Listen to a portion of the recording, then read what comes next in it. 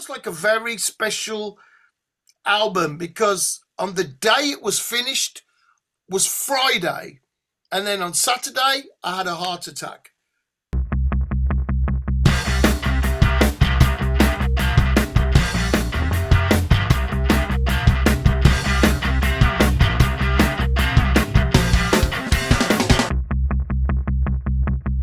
Hey, salut tout le monde, mon nom est Steve Dallaire. Bienvenue à cet épisode spécial de Dallaire 3345. Et comme vous voyez, à côté de moi aujourd'hui, j'ai l'honneur d'avoir Blaze Bayley. Vous connaissez sûrement Blaze, sa carrière solo, chanteur d'Iron Maiden, ça va se dérouler, ex-chanteur d'Iron Maiden, ça va se dérouler en anglais évidemment. Blaze, welcome to Dallaire 3345, tabarnak! Merci beaucoup, mon ami. It's a pleasure to be here. Missing my friends in Quebec and Canada very much. Let's talk about the new album, because that's what I want to talk to you today. Circle of Stone. What a great record. Thank you very much. As soon as I heard it, I'm like, okay, I have to talk to Blaze about this record because there's something very special about it. Like it's very, very emotional. And I think it's the most emotional record you've done so far. Am I right when I'm saying that? Well, I certainly wanted to use much simpler lyrics on this album, and I did want it to be emotional and speak directly to the heart. So it's a thing I was conscious of as we were writing, and it comes in two parts.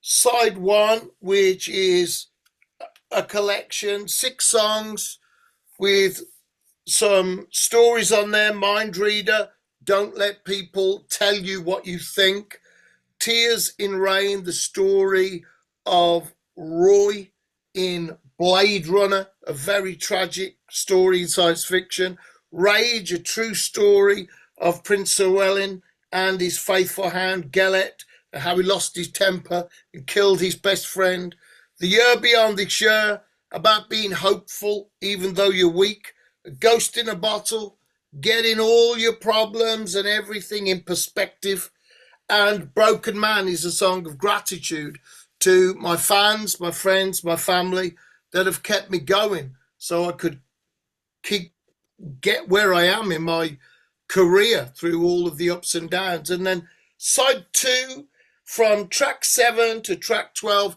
this is a story that I came up with, a feeling that I had, the story of the ancestors and the lost tribe, and a man who denies that he is the rightful leader and he's a superficial, selfish person. His true destiny is to lead his tribe back to their homeland of generations ago.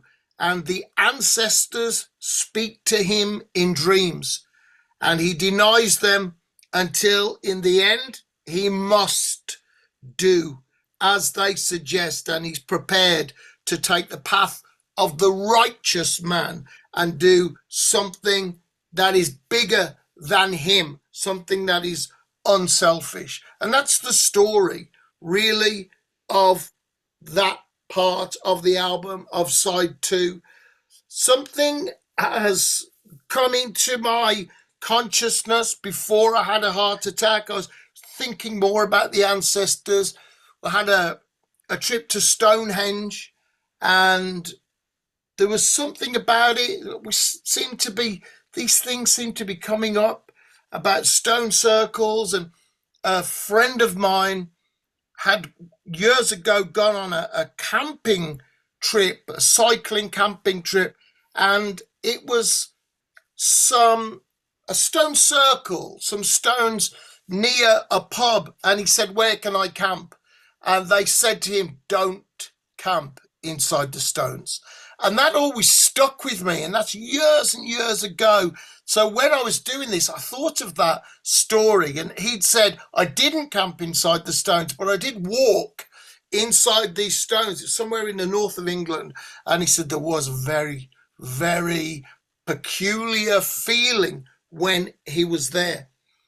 So this all came together, and I asked my girlfriend to become my wife at Stonehenge on the winter solstice, at the heel stone of Stonehenge. I said, come on, let's make it forever. And she accepted. And then I've got the postcard, and I'm thinking of the title for the album. And even though the songs are written, we still didn't have the title. And I thought, Circle of Stone. And the first song, the title song that we did for the first video is called Circle of Stone. And I wanted an unusual voice that was different to mine to play the part of the ancestors. And I'd met Niklas from the band Wolf, and I got in touch with him and asked him if he'd like to do it and told him about the project. He said, there's a circle of stone in my village dedicated to my Viking ancestors. So, what? So everything seemed to come together in a very magical, mystical way. And I don't know, something about it feels like a very special album, because on the day it was finished was Friday. And then on Saturday, I had a heart attack. I was supposed to be going on tour on Monday, but Saturday I'm at home, sitting at home, and I had a heart attack. And I was 10 minutes from being dead. That's what the paramedics say, if they hadn't got there. So I almost didn't see the album. I almost didn't sing these songs. And one of the songs, this one, track 9 on side 2, is called Absence. And it's the feeling of being away from those that you are most attached to and involved with. And the line in the song, the chorus, is, from my chest, my heart is torn. And I had a quadruple bypass surgery, and they do take your heart out of your chest to do the operation. It's unbelievable what they do. And a lot of the lyrics feel as if they're written after I had this terrible heart attack, but they weren't. The album was finished, but because of the nature of the factories and the massive popularity in vinyl, and all the vinyl plants being sold off 30 years ago, you have to wait 9 months for that vinyl to be printed. So it had to be finished 9 months before it was released. And it's very, very spooky, so much of the album. And playing the songs live, it's incredible. The reaction of fans, it feels like, even though it's the first time we've played them live, they already feel like they've been in the set for a long time. Yeah, I saw that because I saw a few videos from your tour so far. One in Marseille, the other one in Lyon, and yes, you did play quite a lot of new songs, and the fans seem to accept them very well. So I guess, well, from my part, it's very well received. I'm telling you now, I'm being honest here. I think this album is your best work so far in your whole career. Thank you very much. Like even better than the Maiden albums. And I follow your solo career since you left Maiden, and this one is just perfect. But let's go back to that quadruple pass surgery. Like, how do you see life now? Well, just things are slightly more urgent, but really it's trying to live with a different diet and trying to change the bad habits that led to the heart attack. Then that's the biggest thing, really. I live my dream. I dream of being a professional heavy metal singer I dreamed of owning my own record company. I do. Me and my partner, my manager, we have it's a tiny record company called Blaze Bayley Recordings. It's mine. And I put out records that I want to put out. I write my songs and my music for my fans. I'm able to have the artwork I want, the music I want. I produce my own albums with Chris Appleton. We're a production team. We make albums together and write songs together. And I'm living my dream, really. And it was a lot of bad habits and stress that almost stopped that. So the difference is now it's, okay, these bad things can happen if you're not careful with your health. And you've got to be more careful because it was just a dead stop. I couldn't work for 6 months. And that was horrible. I'm so lucky that I've had the support of my fans from around the world that have kept me going, bought my merchandise, gone to blazebayley.net, bought things from my shop, and that has kept me going until I was able to get back on stage 6 months after having a life-threatening heart attack and surgery. So 6 months, it's quite early, don't you think?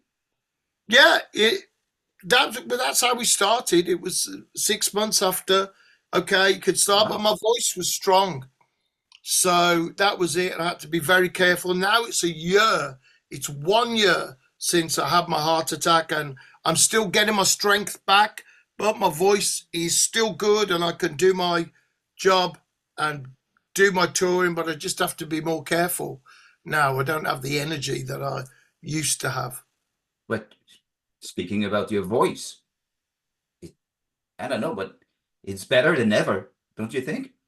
Well, thank you. I've changed and developed and grown and worked on particular parts of my voice. So I've got more control now and a much stronger tone than I had before, a much greater control.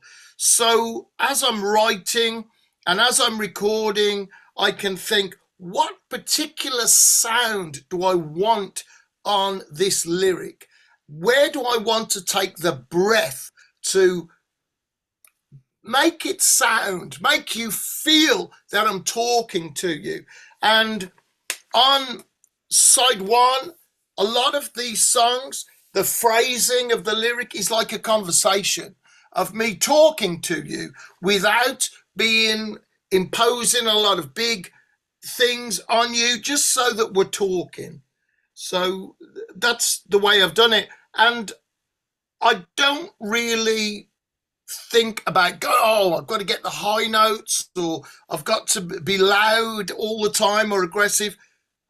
My style that I've developed over the years, and particularly with the years I had in Maiden and how much I learned about my own voice, that was the start of really singing for me with the expression that I've always wanted.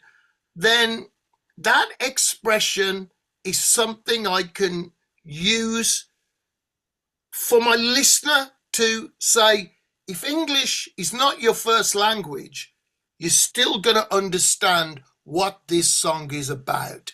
This is melancholy. This is sad, or this is positive. This is aggressive. This is defiant. That emotion is what I try to carry in my voice through the melody and the music, so that you don't really need to know English. And if you're more interested, then you can find out. Mm-hmm. Absolutely. And while I was preparing the interview, there's 3 words that came to my mind that defines your career. Positivity through, I'd say, negativity. I mean, you went through a bypass surgery. You sang for Maiden for 5 years. and you have some adversity, but you came through that. So where did you where do you get that positivity? I'm just lucky. Just You, lucky. you Just think lucky to so? have good people around me. Yeah. I didn't do it on my own. I'm just very lucky. Hmm. And you mentioned that in the record. I thought I was just lucky. Yeah, I am. I'm just lucky to have good people around me when things were tough. And you have it's Chris Appleton who told you in 2014 that he was gonna go wherever you were going, that he was He gonna follow said you. if I wanted to try again with metal, because I love metal, I am metal. If you cut me, then I bleed metal. But it's so tough to make a living playing heavy metal as a kind of music, especially at that time. We're still on the back end of grunge, and not many people are interested then in traditional heavy metal. And he said, if you want to try again, I think we can do it. I'll do it. And at that time, I'd almost given up on metal.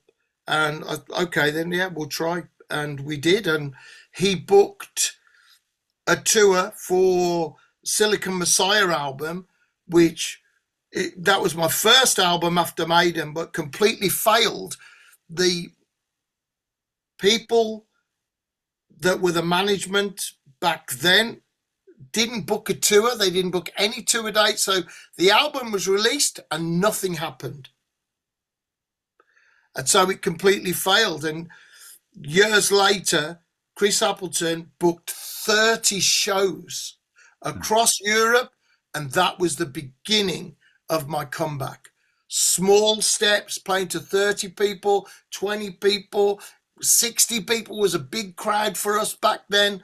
And we just kept going in a little van with all our gear, no crew, no nothing, just us with the guys in the band and the tour manager. Just kept going. And that was the start of coming back, just going, okay, well, we believe this album is good, and this is the tour that I never had when the album was released. And people really responded. We played all the tracks off the album and some of my other solo songs, and it started, and things started to happen. And now you can't believe where we are now compared to where we were then. We were happy if we sold 30 tickets in advance. Now it we can sell 300 tickets in advance in some places. It's incredible, the difference. Well, you have a strong following also, do you? I'm very lucky. I'm very lucky that my fans that have been with me, some from the Wolfsbane years, some from the Maiden, they've stayed with me, and they've bought my albums and come to see me on tour no matter what. And slowly that's built up. So that gives you the freedom that you were talking a few minutes ago, that you don't have to obey to a record label. You don't owe money to anybody. You do your things yourself. So I guess it's pretty cool to be in that way, right? It's a sacred trust, and it's a big responsibility because my fans trust me to do my best work every time. Okay, we don't know what it will be, but we're going to get it. No matter what, we're going to get it. So my responsibility is to go, okay, this is really serious, because my fans, a lot who've been with me for 30 years more, they trust me. So I mustn't betray that trust. I can't go, oh, I'll just do, that'll be good enough. It's not, it has to be the best I can do. And it has to be from my heart. It has to be something that I can go, That's my best, and I believe it, and here's why I'm saying it. So my fans trust me to do my best, and that gives me a certain degree of freedom, but it gives me responsibility too. I can't say, oh, I have all this support, I can do what I want.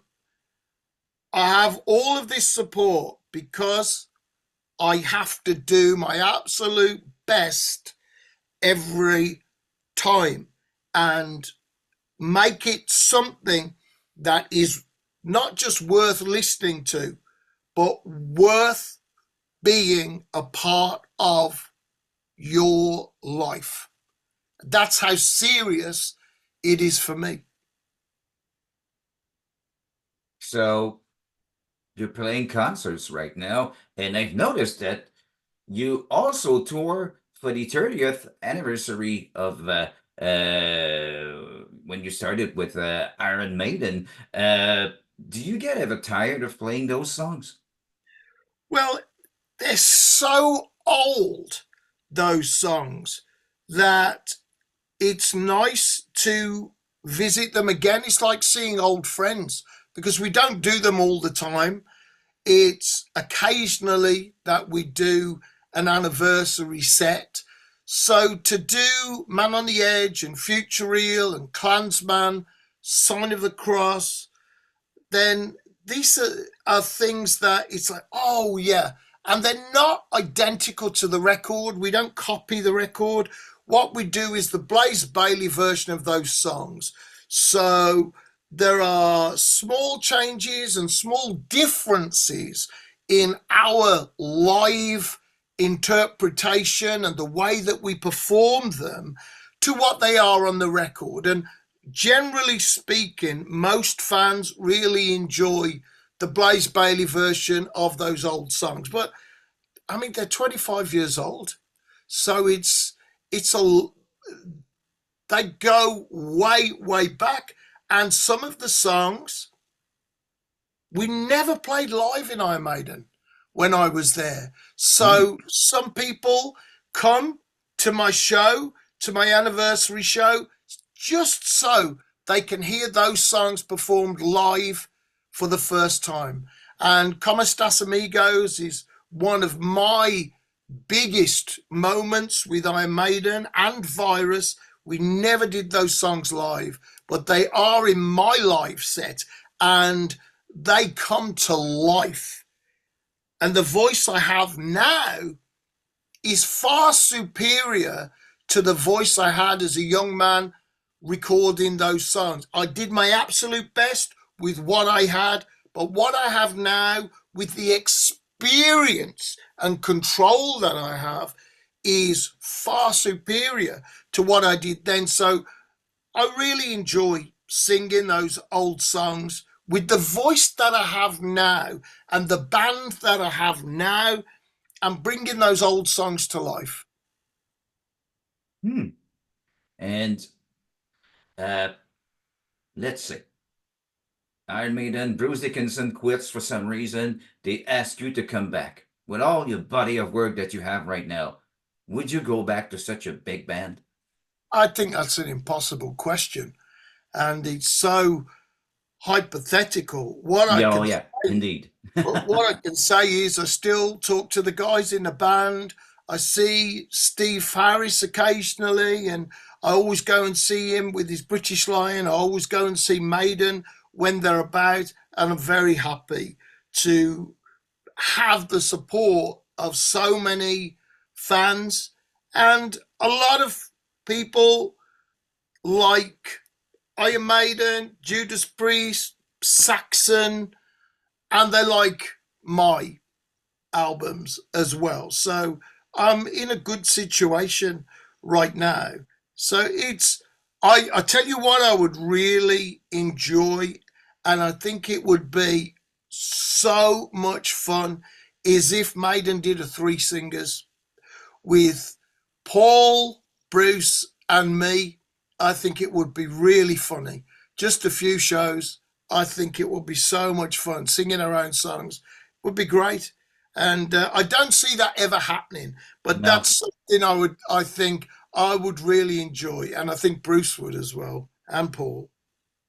And you did mention that quite often in the press, and Yeah, for a it's few never going years to now. happen. It's never going to happen. But I No, think it would be fun. I really do think it would be fun. but what I do enjoy though is that Maiden is still playing your songs. Well, I think what's important for people to understand, Maiden fans already understand this, is everything that they've done with the best intention and because that's how they felt at the time. So my albums are just as important as albums that came before because everything's done with this has to be the best. This must be the best that we can do. I've taken that attitude and I've gone, you know what? I've got to carry that on. I've been in the top band for my music. The most important band, in my opinion, in metal is Iron Maiden. And the things that I learned about playing at that level, I've carried on and I've taken those lessons into my own work. And you can hear on Circle of Stone, you can hear a direct connection between Circle of Stone and X Factor and Virtual 11 and some of the things that I did on there. So I think those albums, and you can't say that The Clansman isn't one of the greatest. The Clansman stands alongside The Trooper and alongside all of those big Iron Maiden songs. It stands alongside Seventh Son in how strong it is. Sign of the Cross is a huge song.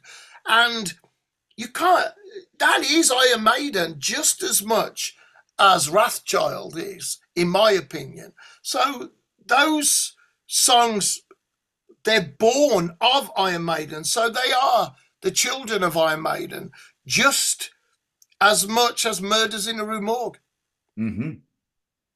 I wish they played the Lightning Strikes Twice. That'd be awesome. I do that in my set, in my anniversary set. I do Lightning Strikes Twice, and it's a lot of fun. Yeah, because your versions are more guitar driven than what Iron Maiden did back then, don't you think? Oh, it's a different sound. Maiden has a different. They have a particular sound which is wonderful and beautiful. I have a different sound to Maiden. I am very much in the tradition of British heavy metal and things that are slightly more modern, perhaps, with being guitar based. The root of my songs comes from guitar, whereas in Maiden, a lot of things, the root comes from the bass. Mm-hmm. So it's a different, it comes from a different place. It's a different energy that you have. Both are absolutely valid and great, but they are different. And I love electric guitar.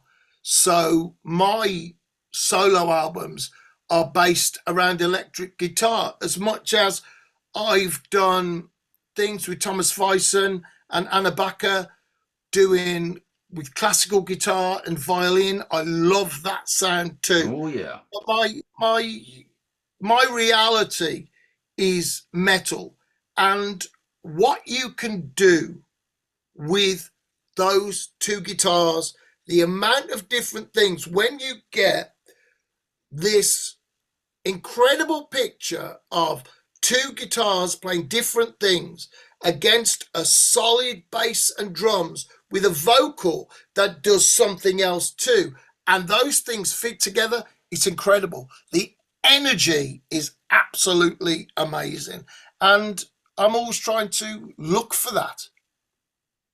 And time is running out, unfortunately, but I need a scoop, please. Are you coming to Quebec or We're Canada always soon? we're always thinking of it. Always, it's always on my mind. I had sold out shows in Quebec. We had just a wonderful time there. I'd love to come back to Quebec City. I have great memories with Iron Maiden and great memories of my own shows there. So we're always trying to get back. We're always thinking, how can we get back to Canada? How can we get back to Quebec City? So just please keep an eye on blazebayley.net, and hopefully we'll have something to announce. And would you have a final message for your Quebec fans? Just merci beaucoup, mes amis. Merci for your support. Thank you so much for believing in me, and thank you for supporting me. Well, that message is going to be sent to your fans, I'm telling you. Well, I can't wait. I dream about a Blaze Bayley concert in Quebec City. Me too. Me too. I'll be the first one to buy a ticket, I'm telling you right now. Okay.